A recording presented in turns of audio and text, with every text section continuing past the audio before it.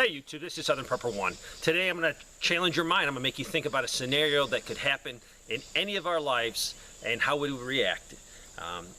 If you know a scenario and you can brainstorm it, you can figure out things to give you a solution to help the problem.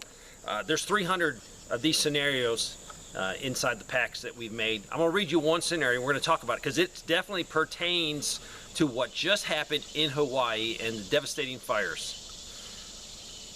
While you were at work on May 2nd, 2031, a powerful earthquake brought down several buildings around your home. While driving in that direction from work, you realized the police had blocked off the area, not allowing anyone in. One of your loved ones isn't returning your calls. There's a chance they may be trapped in the rubble of your home.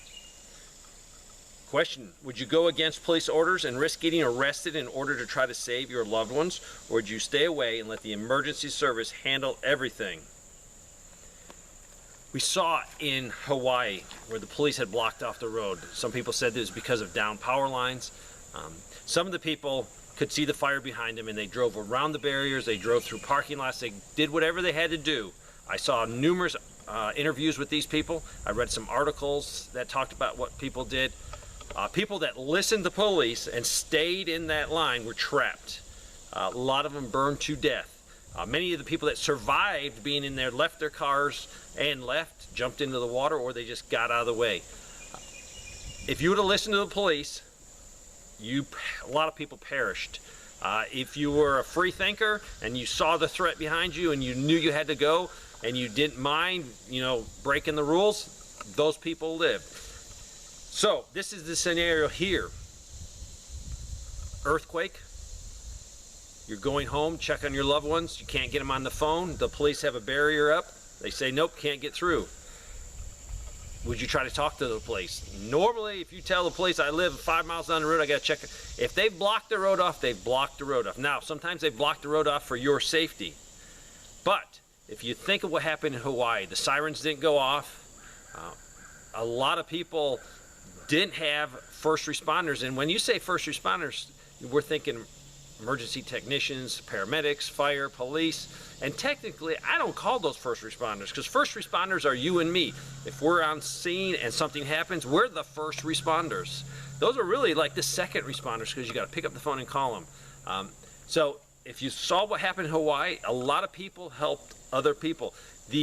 Immediately afterwards, they were getting gas for people for their generators. They were just banding together as communities, and I saw video after video of interviews with these people. They had it more together to help themselves than what FEMA was giving them. So in this situation, what would you do? I for sure would violate the rules that the cops said can't get through. I would do whatever I could to get through. Definitely, because how do you you're just assuming that you had first responders or paramedics and fire in your area searching. There might not be. The disaster that could occur is so big, no one might be on your street, no first responder. So I would definitely do whatever I could to get through that police barrier, go around, do whatever to get to my loved ones. And I know you, if you're on this channel, preppers are doers, so you would definitely do whatever you can. But let's think this through. This is a scenario that could definitely happen. What could help us fix this? If the phones are down, there's a lot of radios out there that can go 5 miles, 6 miles. As having a set of these, you might be behind the barrier, but you can contact your loved ones and you could communicate. And then you wouldn't have to break down the barrier or go around or risk being arrested in an emergency if you could simply talk to them. So that's one way you can, make this so you don't have to do this scenario. Another thing is you should have a place to meet. If you can't get to them, maybe they get out of the thing. You have a place where, hey, we go to grandma's house. That's one of the meeting places, so everyone can converge on there. So there's things to look at this scenario, think it through with your loved ones, and ask them, all right, what would you do? What can we mitigate this problem? So these scenarios, work through them and come up with solutions.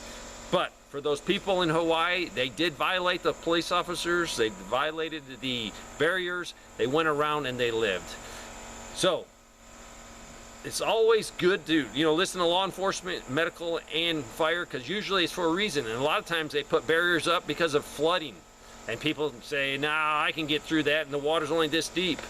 But that's just enough to lift that car up and take it downriver and drown. So a lot of people don't listen to barriers, and they pay for it and need to be rescued. So you have to be able to discern, can I go through that area?